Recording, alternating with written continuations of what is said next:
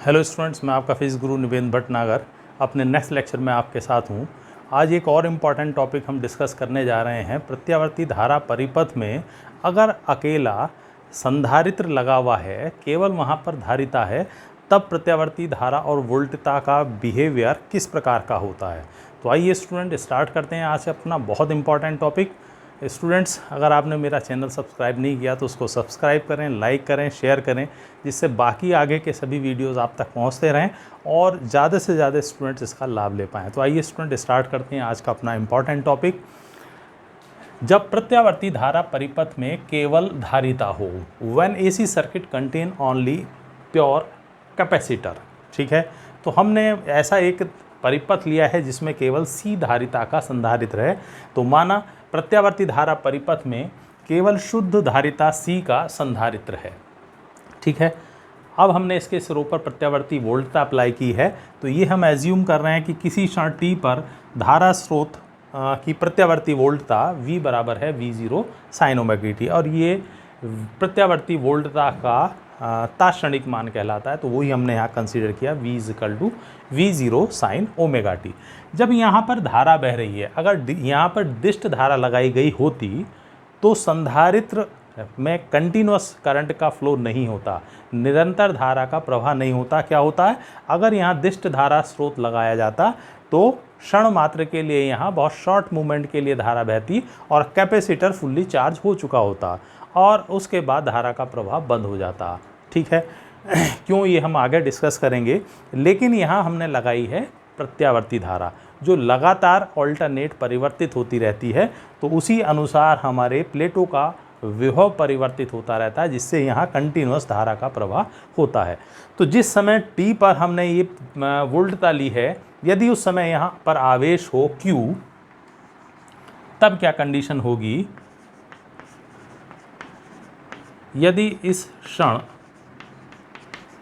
संधारित्र की प्लेटों पर आवेश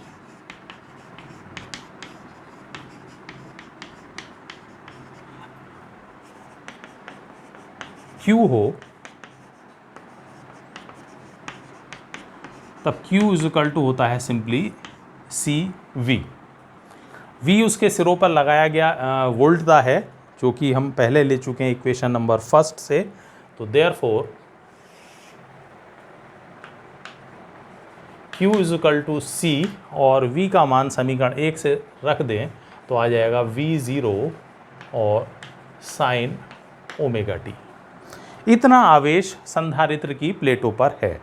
अब धारा हम ज्ञात करना चाहते हैं और सिंपली हम जानते हैं I = होता है dQ/dt। इसका मतलब है, इसका अगर हम अवकलन कर दें, अवकलन करने पर तो यहाँ आएगा dQ/dt। समय के सापेक्ष इसको अवकलित कर रहे हैं, differentiating with respect to time t। तो इक्वल टू CV0 कांस्टेंट है टेकन आउटसाइड, और साइन ओमेगा टी का डिफरेंशियल करेंगे तो ये आएगा cos ओमेगा टी, और ओमेगा टी के डिफरेंशियल यानी ओमेगा से यहाँ मल्टीप्लाई गुणा किया जाएगा। तो वी कैन राइट dQ/dt, ये है आवेश परिवर्तन की दर, इसे हम सिंपली कहते हैं परिपथ में प्रवाहित धारा। तो dQ/dt = I CV0 omega and cos omega t।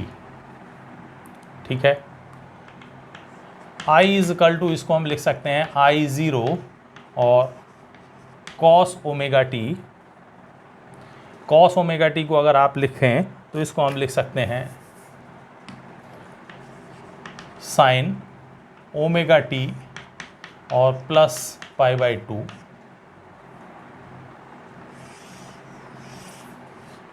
This is equation number 2। और यहाँ हमने लिया है जहाँ I0 = है CV0 ओमेगा, या सिंपली V0/I। धारा के मार्ग में लगाया गया अवरोध निकालना चाहते हैं तो वो होगा V/I यानी V0/I0, and that is equal to 1/ωc। ये है इस संधारित्र द्वारा प्रत्यावर्ती धारा के मार्ग में लगाया गया अवरोध। तो इसको भी एक नया नाम दिया गया, दैट इज़ कॉल्ड धारितीय प्रतिघात। वहाँ हमने कहा था L में प्रेरण प्रतिघात, यहाँ धारितीय प्रतिघात, जहाँ V0/I0 is equal to 1/ωc, और इसको हम लिखते हैं XC is equal to XC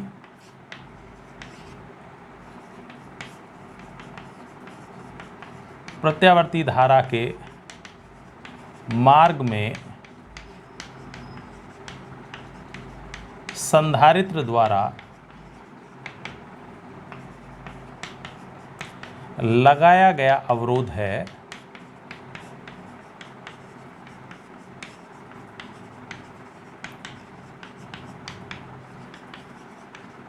जिसे धारितीय प्रतिघात कहते हैं, जिसे धारितीय प्रतिघात और XC से रिप्रेजेंट कहते हैं, तो धारितीय प्रतिघात कहते हैं। ठीक है, इंपॉर्टेंट टर्म, चूंकि ये अपना आप में V/I है, मात्रक इसका भी ओम होगा और XL का भी हम ओम ही लेकर के चलते हैं। तो ये हुआ हमारा धारितीय प्रतिघात। अब समीकरण नंबर 1 में अगर आप देखें तो V बराबर V0 sin ωt, क्या है? ωt, और यहाँ पर अगर आप देख रहे हैं तो है ωt प्लस π/2। तो ये जो साइन का कोणांक है ये कला को प्रदर्शित करता है, फेस को रिप्रेजेंट करता है। तो सीधे से बता रहा है कि वोल्टेज की तुलना में धारा 90 डिग्री आगे चल रहा है, तो यहाँ धारा अग्रगामी है, या दूसरे शब्दों में कहें तो वोल्टता पश्चगामी है, पीछे चल रही है। ठीक है, तो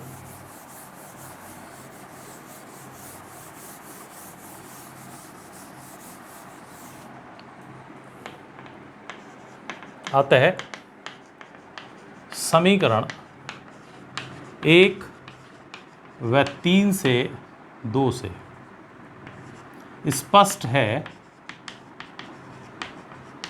कि संधारित्र के सिरों पर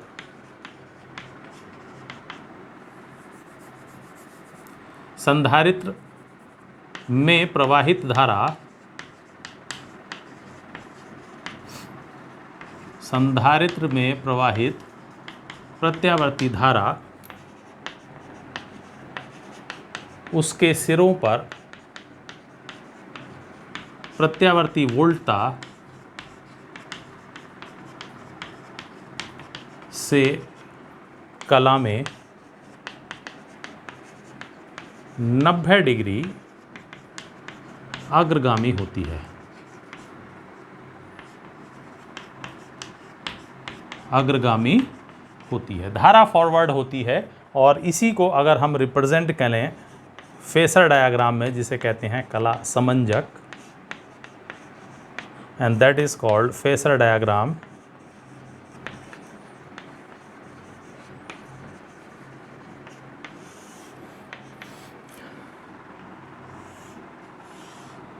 फेसर सिंपली होता है घूर्णी सदिश।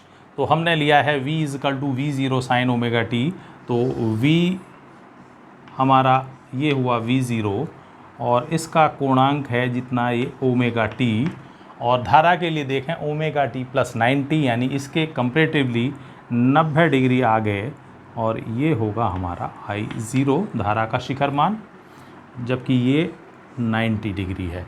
तो ωt प्लस 90 पर मौजूद है आपका धारा। इसके कॉरस्पॉन्डिंग वैल्यू लेंगे तो ये धारा का तात्क्षणिक मान, इसके कॉरस्पॉन्डिंग मान लेंगे तो ये वोल्टेज का तात्क्षणिक मान होगा। तो ये कहलाता है फेसर डायग्राम।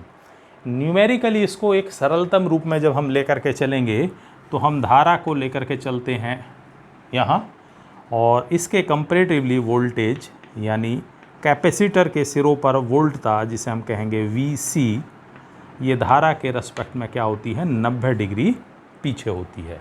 ठीक है, तो फेसर डायग्राम अगर आता है खाली तो हम इसी से रिप्रेजेंट करेंगे, क्योंकि वहाँ घूर्णी सदिश के रूप में दिखाया गया।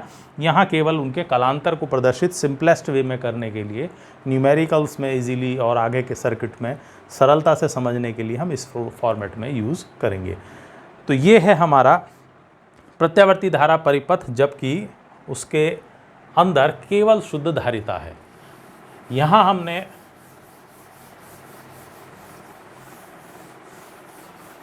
दोनों में देखा कलांतर कैसा है, 90 डिग्री। अगर इसको हम तरंग रूप में प्रदर्शित करना चाहें, समझना चाहें वोल्टेज और धारा का परिवर्तन किस प्रकार से हो रहा है, तो यहाँ हमने लिया है वोल्टेज। तो वोल्टेज तो V बराबर V0 साइन ओमेगा टी से हमने रिप्रेजेंट किया है। तो इस प्रकार से ये है हमारा वोल्टेज, ठीक है। और धारा 90 डिग्री आगे चल रही है, यानी 90 डिग्री फेस में आगे है। इसका मतलब कहीं यहाँ 90 पहले चल चुकी होगी, तो वो शुरू होते होते यहाँ पहुँची होगी, यानी जब ये शून्य है वो अपने अधिकतम मान से स्टार्ट करेगी। जब ये अधिकतम मान है तब वो शून्य हो रही होगी, और यही प्रोसेस कंटिन्यूटी में चल रहा होगा। तो ये है आपके धारा। तो धारा 90 डिग्री आगे चल रही है। जिस पॉइंट को शून्य वैल्यू को उसने प्राप्त कर लिया, धारा को, वोल्टेज को प्राप्त करने के लिए 90 डिग्री आगे मूव करना पड़ रहा है। इट मीन्स धारा 90 डिग्री आगे चल रही है और वोल्टेज उससे पीछे है, ठीक है। ये इसका तरंग रूप में हम प्रदर्शित कर सकते हैं। इसके अलावा एक और टर्म कई बार पूछा जाता है। अभी हमने लिया था धारितीय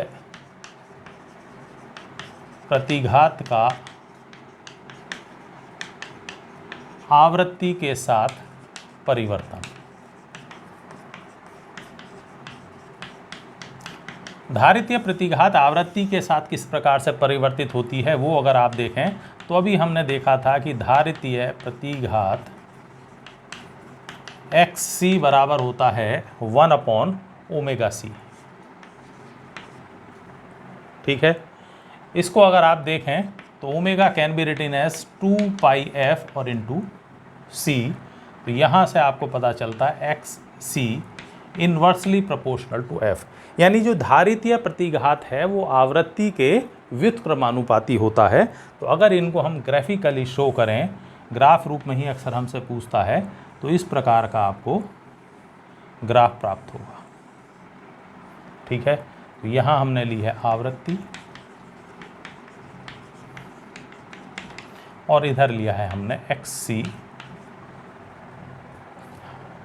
ध्यान रखेंगे XC का मात्रक भी ओम है, और इससे पहले वाले पार्ट में हमने लिया था XL, उसका मात्रक भी क्या होता है, ओम।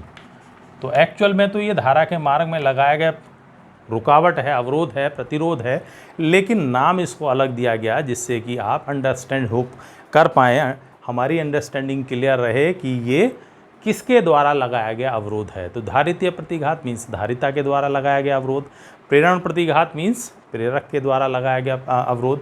तो इस प्रकार से ये है आपका तीसरा इम्पॉर्टेंट सर्किट।